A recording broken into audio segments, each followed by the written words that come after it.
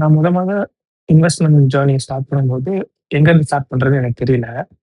So என்னோட ஃப்ரெண்டுட்ட கேட்டேன். அவன் என்ன சொன்னான்னா, "இண்டெக்ஸ் ஃபண்ட்ல போடுறா" அப்படின்னு சொன்னான். சரி ஓகே போடுறதுக்கு முன்னாடி இண்டெக்ஸ் ஃபண்ட்னா என்னன்னு சொல்லி சும்மா படிப்போம் அப்படின்னு சொல்லிட்டு, இண்டெக்ஸ் ஃபண்ட்னா என்னன்னு சொல்லி ரிசர்ச் பண்ணிட்டு இருந்தேன். படிச்சுட்டு இருக்கும்போது தான் இண்டெக்ஸ்னா என்னன்னு சொல்லி தெரிய வந்துச்சு. இண்டெக்ஸ்ன்றது என்னன்னா, இந்தியாவோட எக்கானமி எப்படி இருக்குன்றத ரெப்ரசன்ட் பண்ற மாரி டிஃபரெண்ட் செக்டார்ஸ் இருக்குல்ல.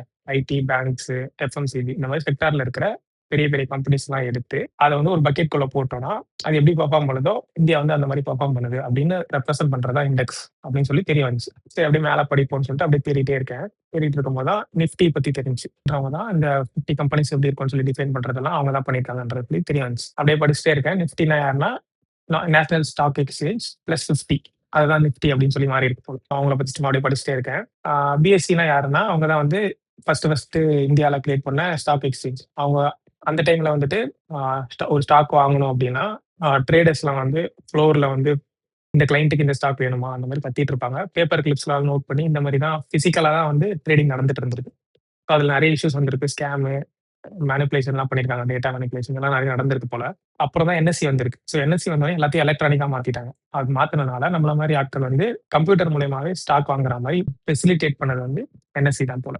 இந்த பாயிண்ட் வரைக்குமே நான் என்ன நெனச்சுட்டு இருந்தேன், சரி பிஎஸ்சி, என்எஸ்சின்றவங்க தான் அவங்க வந்து கவர்ன்மென்ட்டோட என்டிட்டீஸ் தானே. சரி அதான் என்எஸ்சி வந்துட்டாங்க. எதுக்கு பிஎஸ்சின்னு வச்சிருக்காங்க. பிஎஸ்சிய மூடிறலாம்ல அப்படின்னு சொல்லி நான் நெனச்சுட்டு இருக்கேன். ஏன்னா இவங்க 2 பேரும் கவர்ன்மென்ட் என்டிட்டீஸ் அப்படின்னு நெனச்சுட்டு இருக்கேன். ஏன்னா ஒரு பிரைவேட் கம்பெனினா பிரைவேட் லிமிடெட் அப்படின்னு போட்டிருக்கோம்ல. அ அப்படிதான் எனக்கு தெரியும். அப்படி போட்டிருந்தா பிரைவேட் கம்பெனி அப்படின்னு சொல்லி நான் நெனச்சுப்பேன். இதுல எதுவும் போடல. நேஷனல் ஸ்டாக் எக்ஸ்சேஞ்சுன்னு வேற இருந்துச்சு. ஸோ கவர்ன்மென்ட் போல அப்படின்னு நெனச்சுக்கிட்டேன். அப்புறம் தான் தெரியுது. ஆ இவங்க 2 பேரும் வந்து பிரைவேட் என்டிட்டீஸ். இவங்கள வந்து SEBI security exchange board of India அவங்க தான் வந்து கவர்ன் பண்றாங்க. அவங்க தான் ரூல்ஸ் அண்ட் ரெகுலேஷன் செட் பண்றாங்க. அத பேஸ் இந்த ஸ்டாக் ட்ரேடிங் எல்லாத்தையும் வந்து ஃபெசிலிட்டேட் பண்றது வந்து என்எஸ்சி அண்ட் பிஎஸ்சி அவங்க தான் போல. இதுக்கப்புறம் இன்னொரு இம்பார்ட்டன்ட் ரியலைசேஷன் என்ன வருது அப்படின்னா, நிஃப்டி இண்டெக்ஸ்ன்றது வந்து ஒரு டெம்ப்ளேட், ஒரு பெஞ்ச்மார்க் இண்டெக்ஸ் தான். அத போயிட்டு நம்மளால வாங்க முடியாது.